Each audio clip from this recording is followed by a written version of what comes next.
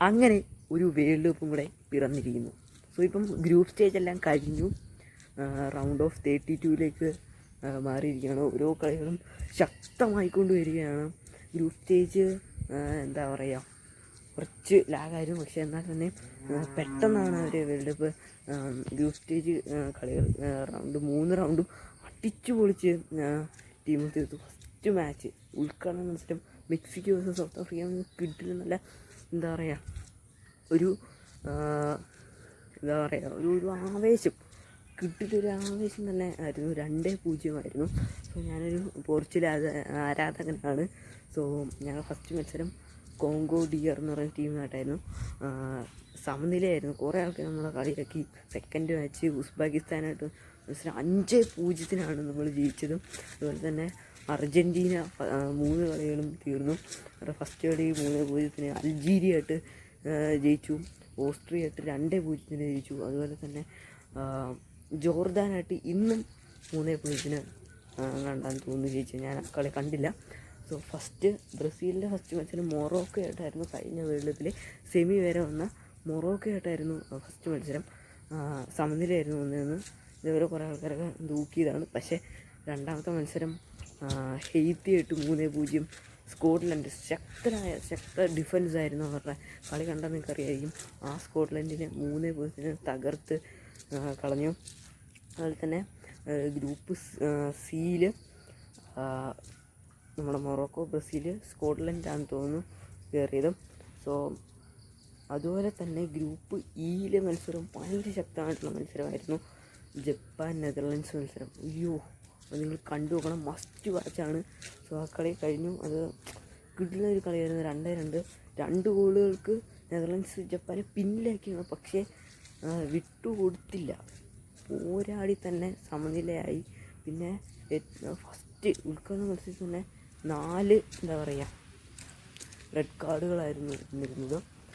Okay, കഴിഞ്ഞ Qatar world cup തന്നെ total 4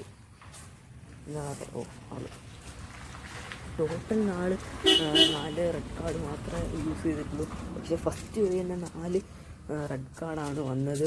so അതാണ് മെയിനായിട്ട് എടുത്ത് പറയേണ്ടത്. പിന്നെ ഈ വേൾഡ് കപ്പ് ഏറ്റവും കൂടുതലും സമനില വന്ന വേൾഡ് കപ്പ് ഇതാണ്. അതായത് ഗ്രൂപ്പ് സ്റ്റേജ് ഘട്ടം നമ്മൾ കൂടുതലും ജയവും തോൽവിയാണ് വരുന്നത്. പക്ഷേ ഇവിടെ ഏറ്റവും കൂടുതലും സമനിലയാണ് നമുക്ക് കാണാൻ സാധിക്കുന്നത് കേട്ടോ ഗൈസ്. ഓക്കെ, സമനിലയായിരുന്നു നമുക്ക് കാണാൻ സാധിക്കുന്നത്. അതുപോലെ തന്നെ നമുക്ക് എന്താ ഒരു കിട്ടിയ മത്സരം നമുക്ക് ഈ വേൾഡ് കപ്പ് നമുക്ക് തന്നു എന്നുള്ളതാണ്. പക്ഷേ മറ്റൊരു കാര്യം എന്ന് പറയുന്നത്, സങ്കടമുള്ള മറ്റൊരു കാര്യം എന്ന് പറയുന്നത്, നെയ്മർ, റൊണാൾഡോ, മെസ്സി ഇവർ 3 പേരും ഈ വർഷത്തോടെ വിരമിക്കുകയാണ്. അതുപോലെ തന്നെ കുറേ കളിക്കാരും ഈ വട്ടം പോവുകയാണ്. ബെൽജിയത്തിൻ്റെ കെവിൻ ഡി ബ്രൂനി, അതുപോലെ തന്നെ ക്രൊയേഷ്യയുടെ ലൂക്ക മോഡ്രിച്ച്, അതുപോലെ തന്നെ ഇംഗ്ലണ്ടിൻ്റെ ഹാരി കെയ്ൻ പോവുകയാണ്. സോ അങ്ങനെ കുറേ നിരവധി ആൾക്കാർ പോവുകയാണ്. സോ അപ്പം ഗ്രീസ്മാൻ്റെ അവസാനത്തെ വേൾഡ് കപ്പ് ആയിരുന്നു. ബട്ട് ടീമിൽ ഇല്ല. ഓക്കെ, നെയ്മർ ഈ സ്കോട്ട്ലൻഡായിട്ടുള്ള മത്സരം ഇറങ്ങിയിരുന്നു. സോ കിടിലം ഒരു വാശിയേറിയൊരു മത്സരമാണ് ഇന്ന് നടന്ന മത്സരം എന്ന് പറഞ്ഞത്. കൊളംബിയ വേഴ്സസ് പോർച്ചുഗലായിരുന്നു. ഡ്രോയാണ്. സോ പോർച്ചുഗലിനെ സംബന്ധിച്ച് ജയിച്ചു കഴിഞ്ഞാണെങ്കിൽ റൗണ്ട് ഓഫ് 32 പരാഗ്വേ എന്ന് പറഞ്ഞൊരു ചെറിയൊരു ടീമായിട്ട് നമുക്ക് എന്താ പറയുക മാച്ച് ഉണ്ടായിരുന്നതിന് പെട്ടെന്ന് നമുക്ക് റൗണ്ട് 16 വരാനായിരുന്നു പറ്റുമായിരുന്നു. പക്ഷേ കുറച്ചും കൂടി ശക്തമായി കൊളംബിയയുടെ ഡിഫൻസ് നിന്നു. ഡ്രോ 0-0 ആണ്. നമ്മൾ നോക്കൗട്ട് സ്റ്റേജിൽ കയറി. ഫസ്റ്റ് നമ്മൾ ഇംഗ്ലണ്ടായിട്ടാണ് തോന്നുന്നു വരുന്നത്. ശക്തരായ ഇംഗ്ലണ്ട്, അവരെ മറികടന്ന് നമ്മൾ റൗണ്ട് 16 പോവുകയാണെങ്കിൽ യമാലിൻ്റെ ടീമായിട്ടുള്ള സ്പെയിനായിരിക്കും.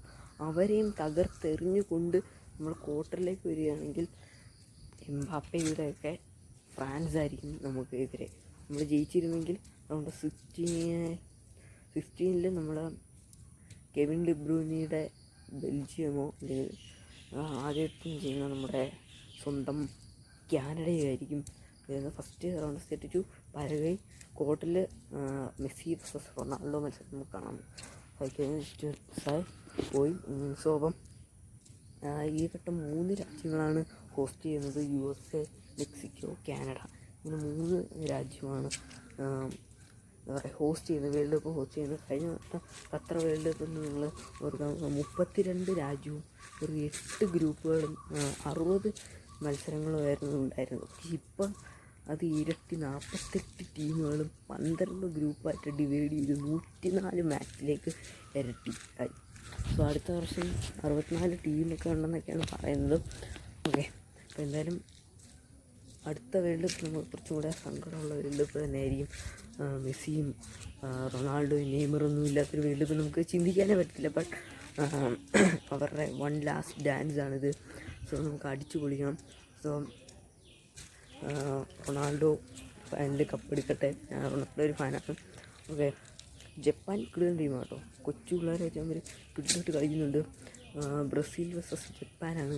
ബ്രസീൽ ഫസ്റ്റ് നോക്കൗട്ട് മത്സരം ബ്രസീൽ വേഴ്സസ് ജപ്പാൻ. അത് ഭയങ്കര ആവേശമേറിയ ഒരു കളിയായിരിക്കും.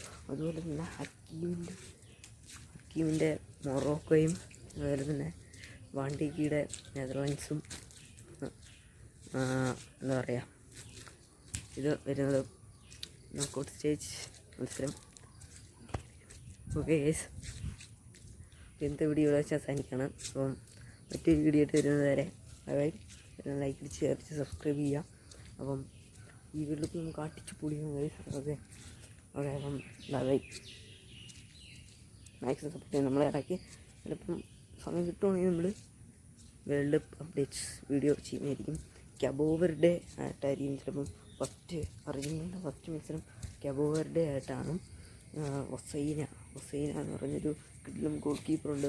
40-ാമത്തെ വയസ്സിൽ കിഡിലുമായിട്ട് സേവ് ചെയ്തു. സ്പെയിൻ്റെ ഫസ്റ്റ് മത്സരം സ്പെയിൻ വിചാരിച്ചു എന്താ പെട്ടെന്ന് അവരെ അടിച്ച് തൂക്കികളായിരുന്നു. പക്ഷെ പറ്റിയില്ല. ഒസൈന അതൊരു വൻമതിലായിട്ട് നിന്നു. സുഖ അവരായിട്ടായിരിക്കും ചിലപ്പോൾ പോരാട്ടം. ഒസൈന വേഴ്സസ് മെസ്സി അങ്ങനെയായിരിക്കും ഇപ്പോൾ വരുന്നത്. ഓക്കെ, അപ്പോൾ എന്തായാലും വീഡിയോയുടെ സെഷനെയാണ്. Bye bye. ഓക്കെ.